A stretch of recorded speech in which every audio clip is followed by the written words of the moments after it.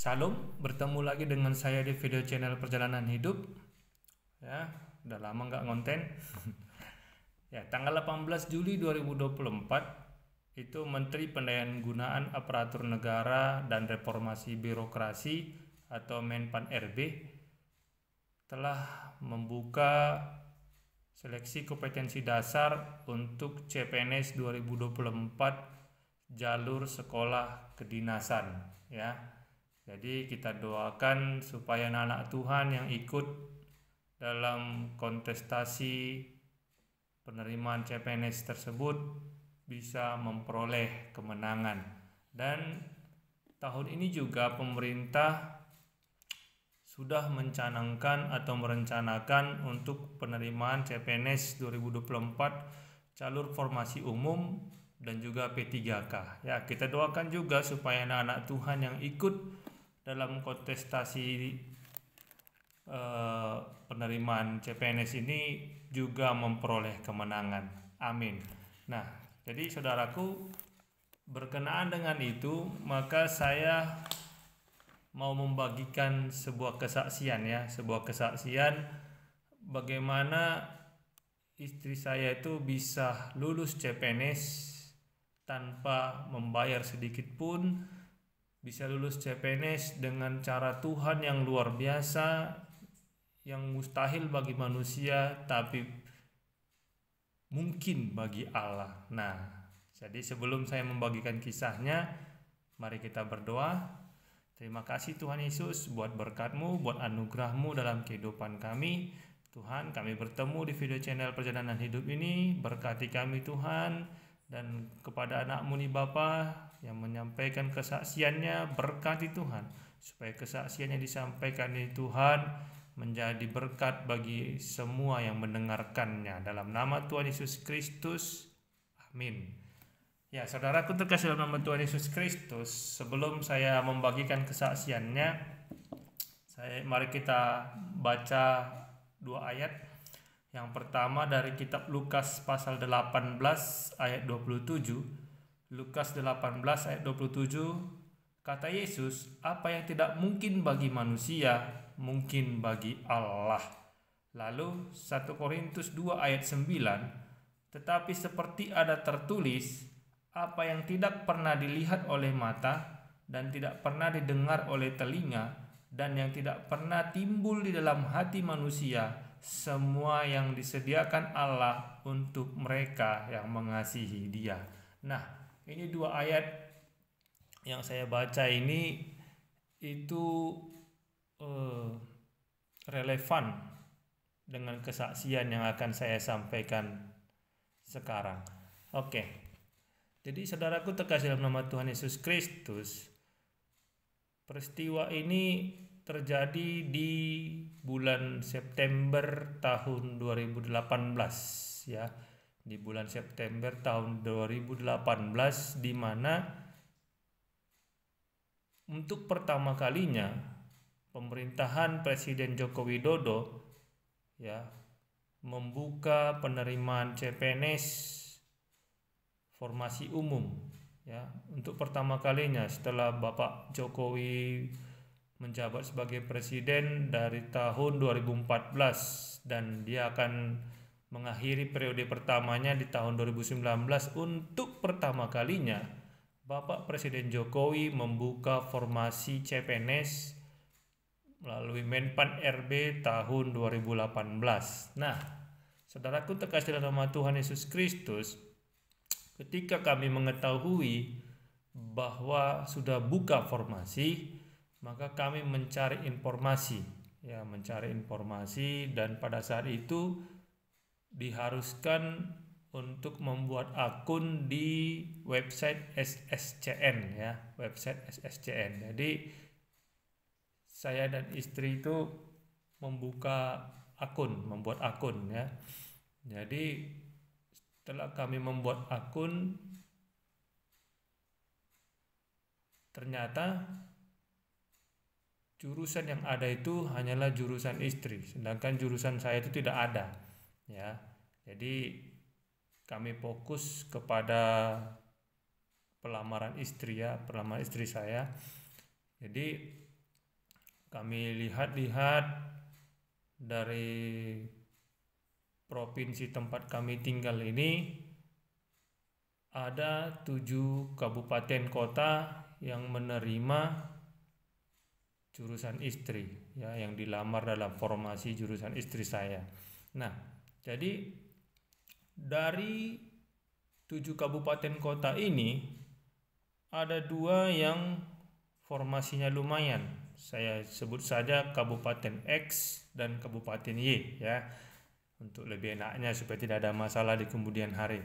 Kabupaten X ini menerima 10 pelamar, ya, untuk jurusan istri saya, sedangkan Kabupaten Y ini menerima 24 pelamar, ya. Jadi 10 formasi dan 24 formasi. Nah, dari kedua kabupaten ini kami sama sekali tidak pernah mengenal daerah ini, ya. Kami tidak pernah tahu daerah ini karena kebetulan kami juga tidak pernah bermain ke sana, atau kami juga tidak pernah punya kenalan di sana. Tapi kami memiliki perhatian khusus karena ada 10 pelamar dan 24 pelamar. Nah, jadi kami merenung kemanalah kami akan ambil, kemanalah formasi yang akan kami pilih, di Kabupaten X yang 10 pelamar atau di Kabupaten Y yang 24 pelamar, ya, atau 24 formasi yang dibutuhkan. Lalu ada 2-3 hari kami berpikir, lalu kami putuskan untuk memilih di Kabupaten X yang 10 formasi, ya. Sebenarnya kami pun bingung kenapa harus 10 formasi. Kenapa? Karena di mana-mana kan orang pasti memilih formasi yang lebih banyak. Misalnya 24 di Kabupaten Y. Kenapa? Karena peluang akan makin besar daripada yang 10 formasi. Tetapi disitulah Tuhan berkarya. Tuhan itu bekerja tanpa sepengetahuan kita, ya. Jadi kami memilih Kabupaten X dengan lowongan 10 formasi atau 10 orang yang diambil. Nah, di Kabupaten X ini juga kami tidak tahu kecamatan-kecamatannya, kami tidak mengerti. Kenapa? Karena kami memang tidak pernah ke sana. Dan anehnya, sebelum zaman Bapak Jokowi, saya itu sudah 7 kali coba, ya. 7 kali coba. Di zaman Bapak Presiden SBY itu saya 7 kali coba mulai tahun 2009 dan selalu gagal. Nah, dan selalu gagal, ya, bukan karena nilai yang kurang tinggi, tapi mungkin ada rahasia umum, ya, yang kita semua tahu bahwa untuk masuk lulus CPNS itu harus memakai sejumlah pembayaran. Nah, begitu. Mungkin saya kalah di situ. Tapi yang saya herankan pada saat penerimaan 2018 ini, itu kita tidak hanya memilih kabupaten kota, ya, tapi kita juga memilih instansi yang harus kita pilih. Kalau di zaman saya coba dulu, zaman Bapak SBY, itu kita cukup memilih kabupaten kotanya saja. Nanti di mana kita ditempatkan, instansi mana kita ditempatkan, itu terserah pemerintah. Tetapi tahun 2018 kemarin ketika kami melamar itu di SSCN, itu diwajibkan memilih instansi. Nah, persoalan muncul. Kenapa? Karena kan 2018 itu kami tidak kenal daerah Kabupaten X ini, kami tidak kenal. Lalu kami lihat-lihat, ada 10 formasi tadi kan, ada 10 formasi di mana 2 kecamatan itu yang memiliki formasi 2 orang, ya, 2 orang. Selain ini satu orang, ya, hanya 2 orang, yaitu Kecamatan J dan Kecamatan TB. Nah, Kecamatan J 2 orang, Kecamatan TB 2 orang. Lalu kami kan pasti fokus kemari, ya, kami pasti fokus kemari. Lalu kami cari-cari lah informasi tentang Kecamatan J dan Kecamatan TB, ya. Apakah Kecamatan J ini masuk pedalaman ataukah Kecamatan TB yang masuk pedalaman? Nah, kami googling, kami lihat-lihat di Google, ternyata informasinya minim ya. Kami tidak tahu sama sekali. Lalu selang beberapa hari kami berpikir mana yang mau diambil ya, ke instansi mana yang mau dipilih, mau kecamatan mana yang dipilih dari yang dua ini, karena ada 2 orang yang diterima di instansi di 2 kecamatan ini. Lalu kami lihat-lihat namanya, 1J, 1TB. Dari segi nama kayaknya lebih kampung yang TB gitu kan. Sedangkan J ini mungkin yang agak kota sedikit. Lalu kami ya dengan keputusan yang tidak tahu dari mana keputusannya, kami pilih di kecamatan J. Nah, setelah kami pilih di kecamatan J, kami selesaikanlah pendaftaran online di akun SSCN ini. Lalu dicetaklah, diprintlah formulir registrasi atau formulir pendaftaran ya. Nah, kemudian setelah dicetak formulir pendaftaran, formulir registrasi, maka surat lamaran ditulis dan semua berkas dilengkapi, lalu berkas dimasukkan ke amplop dan amplop ini dikirim ke kantor pos, karena begitu peraturannya ya, begitu persyaratan yang dibuat pada saat itu. Lalu kami kirimlah ke kantor pos. Nah, setelah kami kirim ke kantor pos, selang beberapa minggu ya, tepat 2 hari sebelum berakhirnya masa pendaftaran berkas. 2 hari sebelum berakhirnya masa pendaftaran berkas, datanglah amplop balasan dari BKD Kabupaten X tadi ya, BKD Kabupaten X tadi ke rumah ya. Nah, kami pikirlah itu balasan itu kartu ujian lah ya, kami pikir kartu ujian.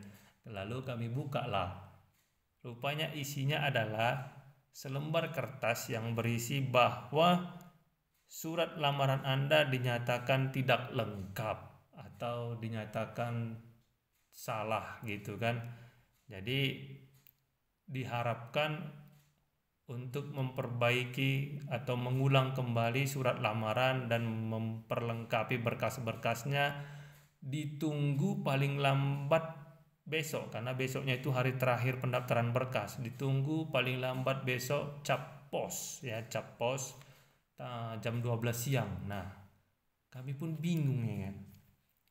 Kami pun bingung. Setelah kami lihat-lihat, lalu saya langsung katakan sama istri, ini tanda-tanda nggak lulusnya ini. Ku bilang lah sama istri ya kan, tanda-tanda nggak lulusnya ini. Ya udahlah, simpan aja lah, tahun depan aja lah coba lagi gitu ya kan. Lalu kami simpanlah amplop amplop dari BKD itu. Lalu kami tidur, bangunlah kami, itu hari Jumat ya, jelas hari Jumat. Bangun kami sekitar jam setengah 10 pagi, istri dapat telepon dari salah satu pegawai BKD Kabupaten X ya, dimana pegawai itu berkata, apakah ibu sudah mengirimkan berkas lamarannya, katanya kan. Lalu kebetulan itu kan di speaker, lalu tanpa sadar atau refleks saja saya katakan sudah bilang, padahal lamaran itu belum ditulis, lamaran itu belum dikerjai sama sekali. Lalu sudah katanya kan. Oh ya udah Bu, kami tunggu ya hari ini kan.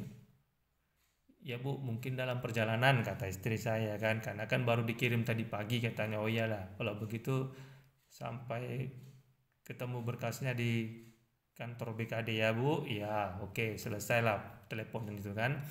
Nah, setelah selesai ditelepon, kami dua pun pandang-pandangan ya kan, karena tadi malam kami sudah putuskan untuk tidak memperbaiki surat lamaran. Kami putuskan sudah tidak memperbaiki surat lamaran karena kami pikir itu adalah tanda-tanda ketidaklulusan. Itu kami pikir ya, kami pikir itu adalah tanda ketidaklulusan, jadi kami tidak menulisnya lagi. Lalu tak kenapa waktu tadi ditelepon oleh pegawai BKD jam setengah 10 pagi hari Jumat itu ya kan, saya refleks berkata sudah dikirim ya kan.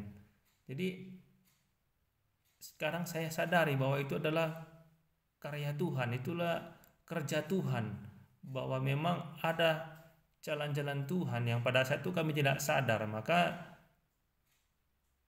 saat itu saya katakan, ya udah tulislah, udah disapalah, udah ditelepon sama pegawai BKD, tulislah lagi ulang, berkas lengkapilah semua, apa yang kurang lengkapi. Nah, jadi ditulislah semua ulang, disusun lagi, dimasukkan ke dalam amplop, lalu diantar lagi ke kantor pos, dikirimlah, ya kan, dikirimlah berkas itu semua. Dan puji Tuhan, ketika istri buka email, dapat email balasan supaya mencetak kartu ujian melalui akun SSCN. Maka dibukalah akun SSCN-nya, ya kan, dicetaklah kartu ujiannya, dapatlah kartu ujiannya, udah selesailah, bereslah, tinggal nunggu waktu tes, ya kan. Jadi sambil nunggu waktu tes, ya kami belajar lah, ya kan, karena saya sudah pengalaman 7 kali coba, saya ajar-ajarilah istri mengerjakan tes kompetensi dasar untuk CPNS, ya, yang terdiri dari 3 materi itu, ya, tes intelijensia umum, tes wawasan kebangsaan, tes kompetensi pribadi, itu saya ajarilah. Nah, dapatlah waktu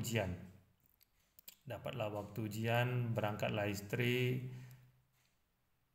ke kantor BKN Regional 6, ujianlah di sana.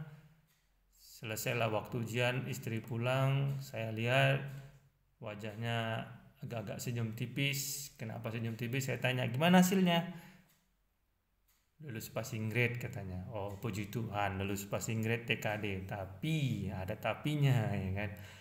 Lulus passing grade-nya itu memang lulus pas dengan nilai yang dibutuhkan. Misalkan kayak wawasan kebangsaan itu skor 100, istri dapat skor 101, ya kan.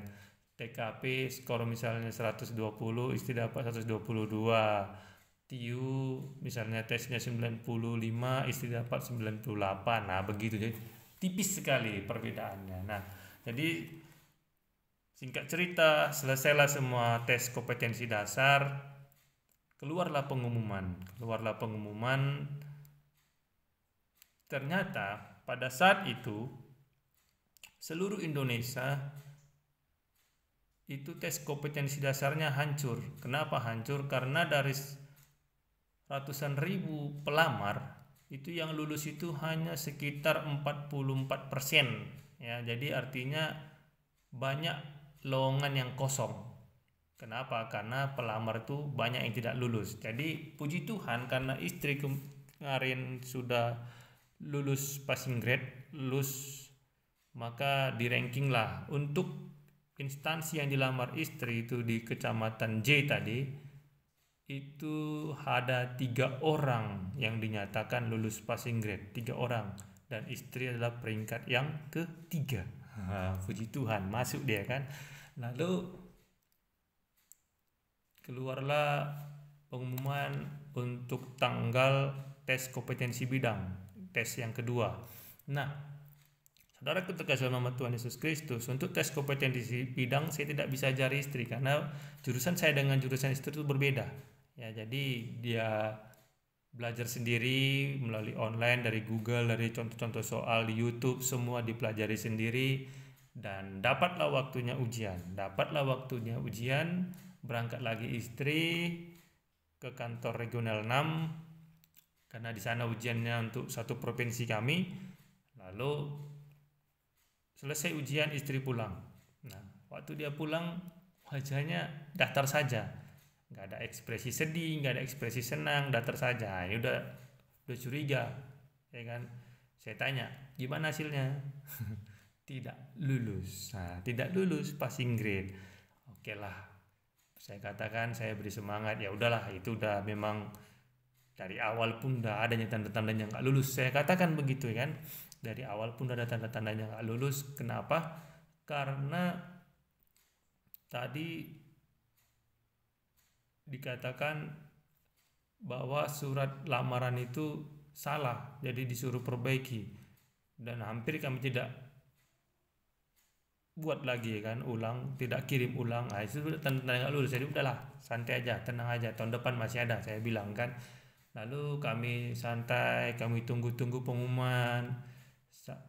Situlah herannya kan, udah tahu nggak lulus tapi masih tunggu-tunggu pengumuman ya. Karena pengumuman juga kemarin diundur-undur lewat bulan 12, masuk ke bulan 1 minggu setelah tahun baru keluarlah pengumuman ya kan, keluarlah pengumuman. Dan sebelum keluar pengumuman, saya katakan pada saat itu juga ujian untuk tes kompetensi bidang itu se-Indonesia hancur ya. Dari tadi 45%, dari 45% ini hanya 23% yang lulus Indonesia untuk passing grade-nya. Jadi banyak lowongan yang kosong. Jadi setelah pengumuman yang agak diundur-undur dari jadwal yang ditentukan, istri buka website SSCN ya kan, akunnya dia buka. Ternyata di sana apa dikatakan saudara? Ya, apa yang dikatakan? Selamat, Anda dinyatakan lulus CPNS. Nah, aneh kan? Aneh. Inilah tadi dikatakan, apa yang mustahil bagi manusia itu mungkin bagi Allah. Ya, mustahil. Kenapa mustahil? Karena tadi pulang ujian tes kompetensi bidang, tes yang kedua, istri nyatakan dia tidak lulus passing grade. Tetapi begitu pengumuman, istri dinyatakan lulus CPNS. Nah, jadi mungkin kami bingung ya kan. Oke, kita buka website dari kabupatennya ya kan. Kami buka lah website kabupatennya, belum ada pengumuman. No, ya udah kita tunggu sampai ada pengumuman dari website kabupatennya. Nah, besoknya kami buka dari website kabupatennya, keluarlah pengumuman. Ternyata memang benar istri lulus di kabupaten itu. Tetapi ada tetapinya saudara. Tetapi instansinya berbeda. Nah, di sini saya tanya, kenapa? Tadi kan istri melamar di kecamatan J, tetapi istri dinyatakan lulus di kecamatan TB. Kan tadi kan di awal kan saya katakan kami bingung memilih antara dua kecamatan ini, mana yang lebih kota, karena kami maklum kami anak kota ya, lahir dan besar di kota. Jadi kami mungkin agak-agak parno lah, agak-agak takut lah tinggal di desa yang agak pedalaman. Jadi kami pilih ke J, rupanya istri dinyatakan lulus ke kecamatan TB. Nah, jadi ya udahlah, itu udah rezeki, udah anugerah Tuhan. Jadi berangkatlah, siapkanlah berkas untuk pendaftaran kelulusan ke kantor BKD, berangkatlah.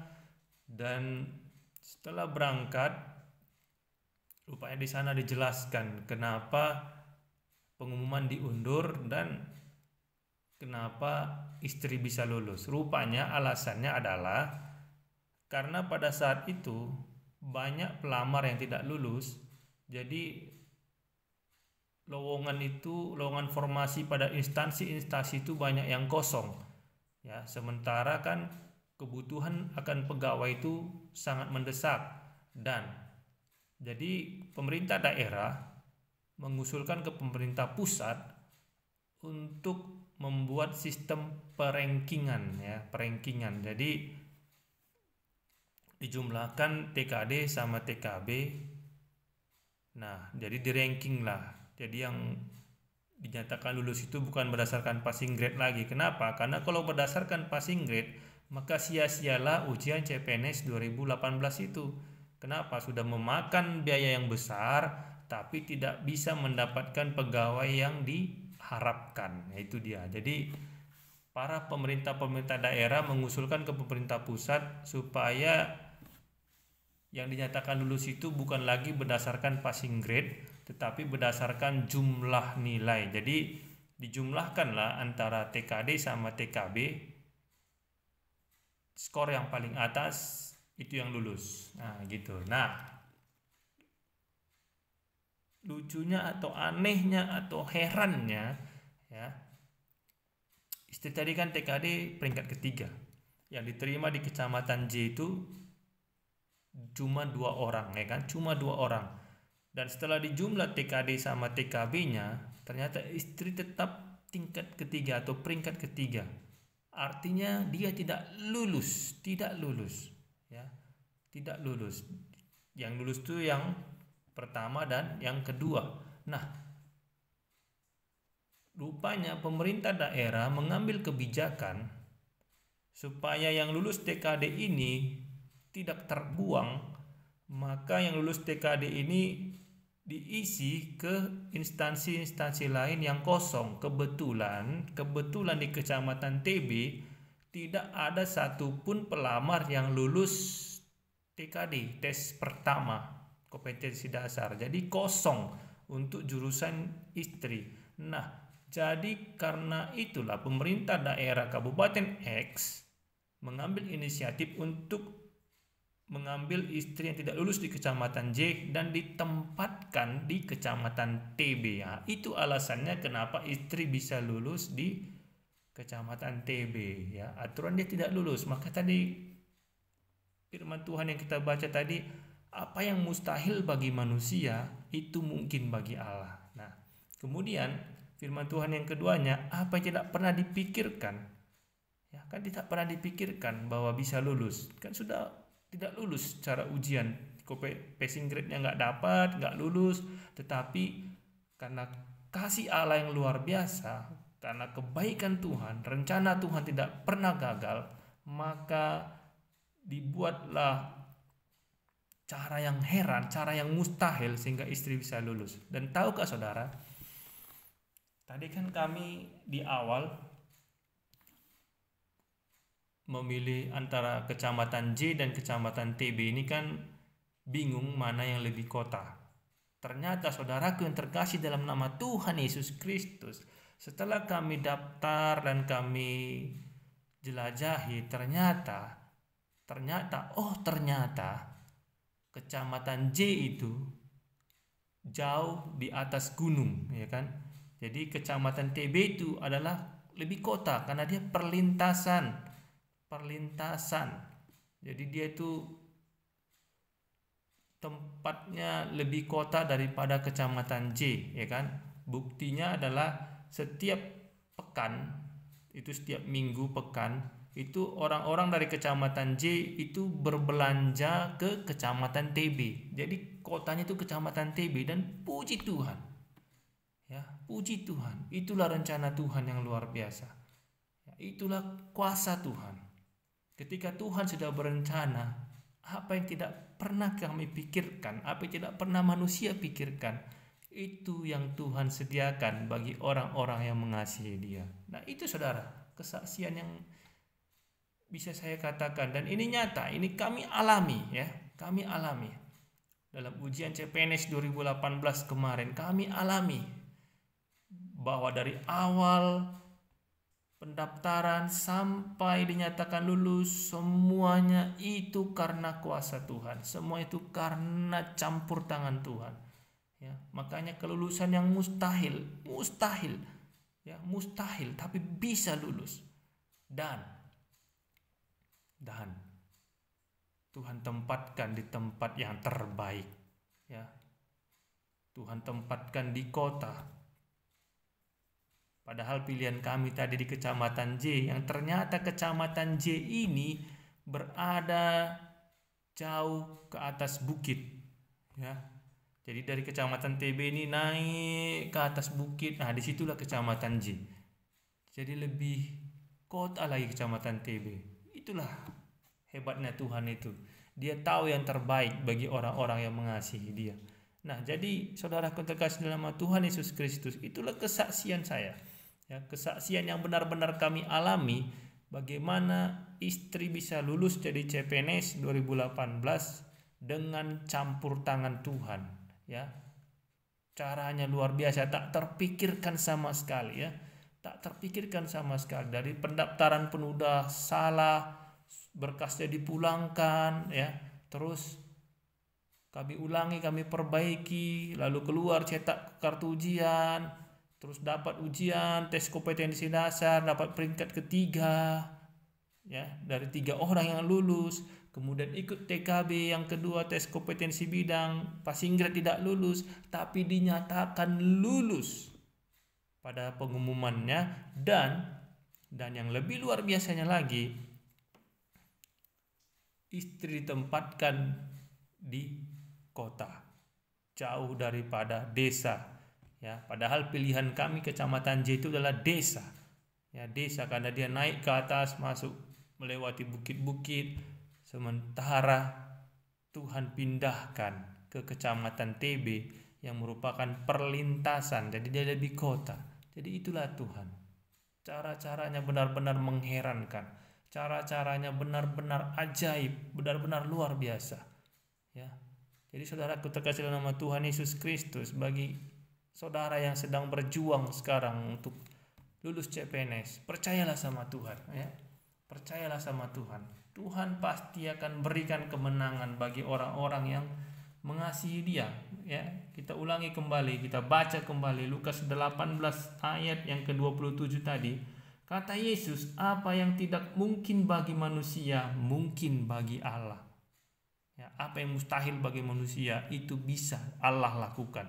Kemudian 1 Korintus 2 ayat 9 dikatakan, tetapi seperti ada tertulis, apa yang tidak pernah dilihat oleh mata dan tidak pernah didengar oleh telinga dan yang tidak pernah timbul di dalam hati manusia, semua yang disediakan Allah untuk mereka yang mengasihi Dia. Jadi saudaraku terkasih dalam nama Tuhan Yesus Kristus, percayalah pada Tuhan, kasihilah Dia, layanilah Dia.